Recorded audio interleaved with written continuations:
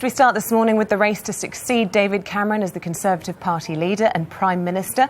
Today, the 5 candidates are expected to outline more of their plans ahead of the first ballot of Tory MPs, which will take place tomorrow. The main developments this morning, and the leadership candidate Andrea Leadsom will launch her campaign as she seeks to take on the frontrunner Theresa May. The Chancellor, George Osborne, has pledged to cut corporation tax to cushion the impact of leaving the EU. And Leave campaigner Boris Johnson calls on the government to deliver a detailed plan for Brexit. Let's go live to Westminster now. We can speak to the Culture Secretary John Whittingdale, who is supporting Michael Gove. A very good morning to you. First question, really, why are you supporting him? Well, I've worked with Michael in government.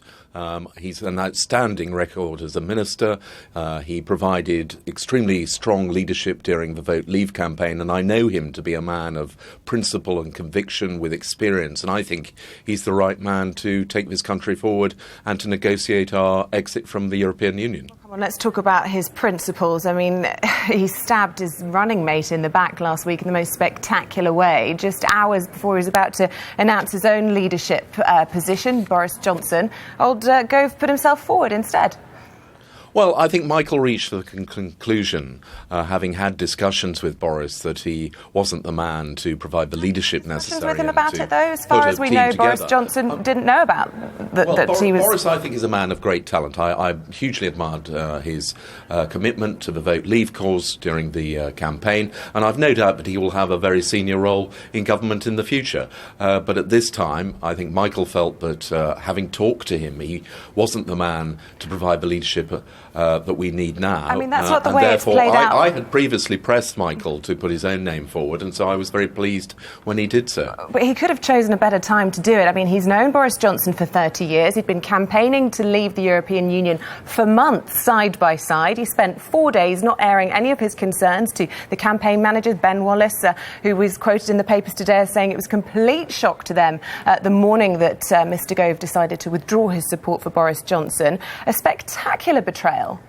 Well, I mean, I agree with you. The timing wasn't great, and it would have been better to have reached that decision before. But bear in mind, firstly, that we'd spent the time campaigning to vote for a vote to leave the European Union. I don't think that they would have had any conversation during the campaign about what happened afterwards. And indeed, the one thing all of us hoped would happen, and I signed a letter to this effect, was that the Prime Minister would continue, and therefore we wouldn't be plunged straight into a leadership election. So I think that the subject only really arose at the very last minute, and it was as a result of those discussions that Michael sadly reached the conclusion that Boris wouldn't be the man to take this country forward. The public are already suspicious of politicians. They already think that they can't be trusted.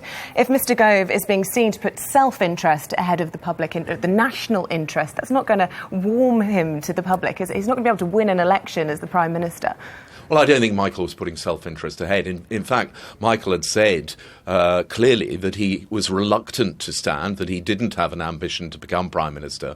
And I think that it was only because he reached the conclusion that Boris was not the man to do so, and others like myself had pressed him to stand, that then he reached the decision that he would do so. So, I mean, I think he is a reluctant Prime Minister, but actually I think that's a point in his favour. If he really cared about the national interest, would it not be better to see a coronation of Theresa May, somebody that would enable the country to get on with the business of working out how we're going to withdraw from the EU, rather than losing our attention and focusing on a messy, potentially, leadership battle?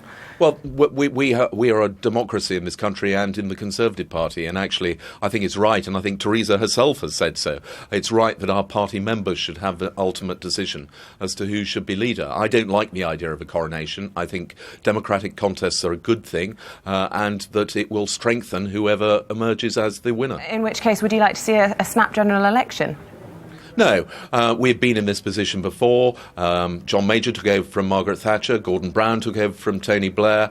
The Conservative Party has a majority in Parliament. We're a parliamentary democracy. As long as we have a majority in Parliament, then we will continue to govern until the next election. Let's talk about what Michael Gove actually stands for. I mean, if you're supporting him, do you accept being outside the single market? Well, these are negotiations which haven't even started yet. I'm not frightened of being outside the single market, but what we want to do is to have that discussion with our friends in Europe and work out a new arrangement. Well, what I would like to see is our ability to continue to trade, but at the same time we have to regain control of our borders and stop paying the money that we currently send to Europe. Those are two things which the British people have very clearly voted for, and obviously we will be determined to deliver. And how do you plan to regain control of the borders? I mean, the Australian-style point system, or they have a higher immigration rate than we do here. It's not going to solve the problem. Well, what it does mean is if we brought in a point system, is it's a much fairer way of determining who should come here. Instead of having the existing position where anybody from any European country can come in without our ability to stop them, which means that we've had to put in place much stronger controls against countries outside the European Union. Under a point system, we judge everybody fairly and on the basis of what contribution they will make to our country.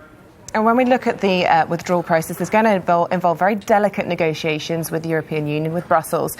Do you think that Michael Gove is the right person to handle those, given that if you talk to any teacher, they say that he wasn't a good negotiator, and that was from a position of power where he was able to push through those reforms and say, sorry guys, this is what we're going to do. When we're walking into the EU for those negotiations, we're saying, we'd really like to try and stay in the single market if we can, but we're going to have to lose free movement of people. Will he be the right candidate for that? Well, I think actually Michael was an extremely good education secretary. I think he's proved himself to be an extremely good justice secretary. Well, he was pushing through some quite radical reforms and there was opposition to those, but I think they were the right reforms. I think they improved our education system. As I say, I know Michael well. I think he's a man of conviction. He's got great experience. And obviously the negotiations which lie ahead will be done by a team. We'll also have the support of the officials in doing so. We'll have the best and brightest, as the Prime Minister said. And it is in the interests of both sides, both the European Union and this country, that we reach a deal.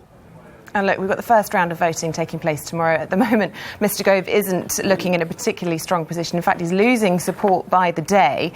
If he loses this leadership election, is his career finished?